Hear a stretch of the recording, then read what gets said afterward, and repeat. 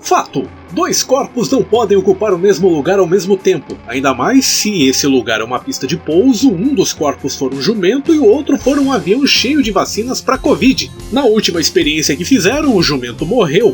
E se bobear, deve ter gente dizendo que se o avião estivesse carregado com um tratamento precoce, o animal teria sobrevivido. Eu sou o Pikman, e você vai assistir agora o Linguiça Voadora, o jornal com as notícias mais lazarentas da semana.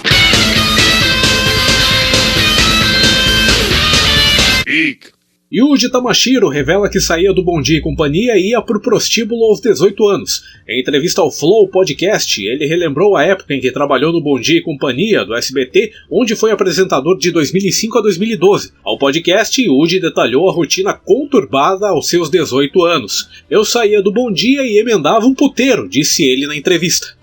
Pois é, no programa ele dava tanto PlayStation que acabou vivendo o GTA. E isso só ratifica o SBT como a emissora mais família do Brasil. Enquanto a Priscila saía do programa para celebrar com os irmãos, o Yuji saía para celebrar com as primas. Cliente é indenizada após levar rasteira de gerente de magazine no Rio de Janeiro. Caso aconteceu em shopping de São Gonçalo. Segundo a denúncia, a consumidora decidiu fazer o pagamento numa casa lotérica e foi perseguida e agredida ao sair das lojas americanas. De acordo com a decisão da segunda Câmara Cível, que rejeitou o recurso da empresa, a cliente deverá ser indenizada em R$8 mil. A expressão "a loja me passou a perna" ganhou um novo sentido. Esse foi o verdadeiro golpe no cliente. Essa notícia traz sentido ao slogan de uma antiga loja de tecidos de Curitiba. Agora essa loja vai poder mesmo dizer em seus anúncios que o gerente ficou maluco. Outra sugestão de slogan é essa: loja que vende baixo, afinal atinge. Já chega! Mas essa promoção é interessante. Na compra de qualquer produto você ainda ganha uma rasteirinha. Na Alemanha, mulher queimada como bruxa há mais de 350 anos tem um nome limpo. Margaret Krevetzek confessou a bruxaria sob tortura e foi queimada em 1653. Ela foi acusada por seu enteado de 6 anos depois que o puniu com uma surra. Sua descendente, Ulla, junto com o marido, o policial aposentado e genealogista amador Bernd Kramer, fizeram em 2012 um requerimento formal ao Conselho Municipal pedindo que Margarete fosse inocentada. 5 anos depois, o nome dela e de todas as vítimas dos julgamentos de bruxaria na cidade foram reabilitados. Após mais de 350 anos, a mulher conseguiu limpar o seu nome, ou seja, ela teve uma leve ideia de como é comprar algo à prestação nas Casas Bahia e não poder quitar. Depois dessa, sempre que algum alemão for curtir com a sua cara por causa do 7-1, não tenha vergonha de jogar na cara dele que pelo menos a nossa justiça é mais rápida. Atentem que ela foi parar na fogueira depois de ter dado uma surra em seu enteado. É a lei da palmada fudendo os pais que querem educar os filhos desde o século XVII. Uma informação dessas é a maior prova de que o Ciro Gomes seria muito mais útil na Inquisição do que nos tempos atuais. Na Índia, galo usado em rinha ilegal mata o próprio dono. O animal teve uma faca presa ao corpo. O homem foi atingido na virilha pelo galo e morreu a caminho do hospital depois de perder muito sangue. Segundo as autoridades, a ave estava sendo preparada para entrar em uma briga de galos quando tentou escapar. O dono procurou agarrá-lo e foi golpeado pela faca de cerca de 7 centímetros que havia prendido a perna do animal. A polícia agora busca pelo menos outras 15 pessoas que estariam envolvidas no evento. Quanto ao galo, ele foi mantido na delegacia antes de ser transferido para uma fazenda e será levado ao tribunal como evidência quando o caso prosseguir na justiça. Já dizia Aristóteles, o verdadeiro discípulo é aquele que supera o mestre.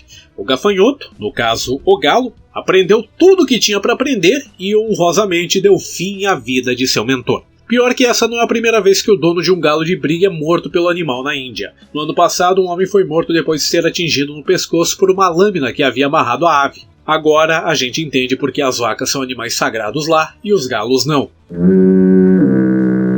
Polícia Civil prende no Rio de Janeiro um miliciano que teria feito harmonização facial para despistar autoridades. André Costa Barros, o André Boto, de 35 anos, é suspeito de extorquir comerciantes e moradores dos bairros de Curicica, Recreio dos Bandeirantes e Campo Grande. Contra ele havia um mandado de prisão expedido pela primeira vara criminal da capital pelos crimes de tráfico de drogas, porte de arma de fogo e organização criminosa. Ai, Ricardo, coitado. Na prisão em flagrante, ele estava com uma caminhonete blindada clonada, uma pistola Glock calibre .40 e uma identidade funcional falsificada da Secretaria de Administração Penitenciária. Segundo informações, os responsáveis pela harmonização facial foram denunciados ao Procon após o serviço de merda que fizeram na cara do miliciano preso. Se com a face harmonizada ele se parece com uma Maguila misturado com o Tim Maia, eu nem quero saber como era a cara dele antes do tratamento. No Paraná, a polícia civil e militar disputam na justiça um fuzil que foi apreendido durante uma operação feita em conjunto. A arma de fabricação americana foi apreendida em fevereiro em Londrina dentro de um caminhão carregado com cerca de 1 tonelada de maconha. O motorista foi preso em flagrante e a droga foi incinerada, mas o fuzil passou a ser alvo de disputa judicial. Na ação, a Polícia Civil afirmou ter carência de armamento adequado para fazer frente aos criminosos que atuam em crimes graves como assaltos a bancos. Por outro lado, a PM justificou que poderia ficar com a arma para usar em ações voltadas para o combate ao crime no setor de inteligência do batalhão. A Justiça pediu para que o Ministério Público do Paraná se manifeste sobre o caso. Esse é o grande problema das forças de segurança, se alterar por pouca coisa. Enquanto eles brigam por causa de um fuzilzinho, a criminalidade tem um arsenal muito maior. No Rio Grande do Sul, padre é preso suspeito de assaltar 3 comércios em um dia. O caso foi registrado em Passo Fundo, a 288 quilômetros de Porto Alegre. O suspeito, identificado como Eliseu Lisboa Moreira, de 28 anos, foi reconhecido pelas vítimas. Com ele foram encontrados R$ 655, itens de higiene e produtos alimentícios levados de 2 supermercados e uma farmácia. Moreira foi preso com uma pistola falsa. Ele foi levado à delegacia, onde apenas afirmou que cometeu os assaltos durante um momento de loucura. Padre assaltante. Nem é preciso pensar muito para concluir sobre o que ele falava quando chegava armado nos estabelecimentos. Eu chamo o que aconteceu de ecumenismo. Um representante da Igreja Católica adotando as práticas das igrejas evangélicas. O padre está violando o 10º mandamento que diz para não cobiçar as coisas alheias? Tá. Mas pelo menos não está violando o 7º, que diz para não furtar. Pois todos nós sabemos que quando é a mão armada, não é furto, mas sim roubo. Haja droga! Faixa em inglês padrão Joel Santana protesta contra escolas fechadas em bairro Nobre de Belo Horizonte. Bairro que fica na zona sul da capital mineira acordou com uma faixa com erros crassos de inglês. O objetivo era protestar contra o fechamento das escolas. Tu tá de brinquedo de mim, cara? E o pior é que quem colocou a faixa não pode nem alegar que errou na escrita porque foi alfabetizado em inglês. Pelo nível do que está escrito, a gente nota que as escolas podem até estar fechadas, mas o English Junior anda sendo bastante procurado. Come with me, come and play, English Junior every day. Na Paraíba, homem compra carro de luxo, não cabe no veículo e vídeo viraliza na web. Empresário Diego Alexandre, que mora em Campina Grande, sonhava em adquirir o conversível há pelo menos 3 anos. Só que quando entrou no automóvel foi pego de surpresa ao notar que era grande demais para caber dentro dele. Amigo que vendeu o veículo não aceitou a devolução do esportivo. Agora ele, que tem 1,93 m de altura, tem que usar capacete para se proteger ao andar no carro.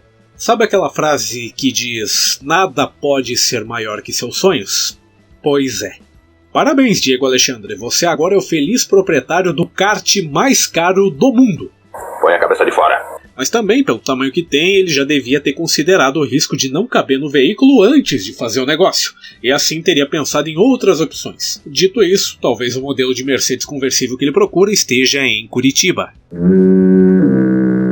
Nos Estados Unidos, aspiradores de pó ficam loucos após atualização de software. Robôs começaram a bater nas paredes, girar sem direção e se perder pelos cômodos durante a limpeza da casa. Os aspiradores de pó do modelo Roomba custam cerca de R$3.000. Na internet, um usuário brincou dizendo que está pensando em comprar um capacete de futebol americano para o seu robô. Viu no que dá aspirar pó demais? Bater nas paredes, girar sem direção e se perder pelos cômodos são os menores dos problemas. O duro vai ser na hora em que os outros móveis da casa começarem a sumir para sustentar o hábito de aspirar pó. Vamos e venhamos. Essa não é a primeira vez que vemos robô fazendo merda. Eu sou o robô do Bolsonaro. Robô do Bolsonaro. Por falar em pó, a entidade pede ao Supremo liberação de cocaína no país para combater a Covid-19. A escola Humanismo Científico propôs ao STF uma ação direta de inconstitucionalidade, em que pede que a União seja obrigada a fazer um teste para ver se o gás da cocaína é eficaz para matar o coronavírus. A entidade argumenta que a pedra de cocaína transformada em gás natural, quando injetada nos corpos dos infectados pela Covid-19, neutraliza os núcleos dos gases nocivos presentes neles, onde encontram-se os nêutrons e prótons, para os nêutrons anestesiar os prótons onde está o vírus.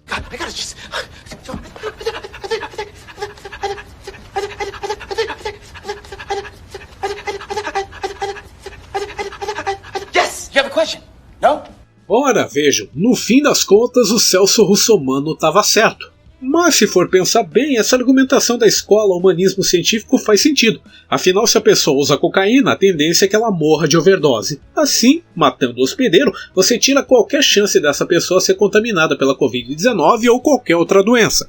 Enfim, é mais rápido que o método venezuelano.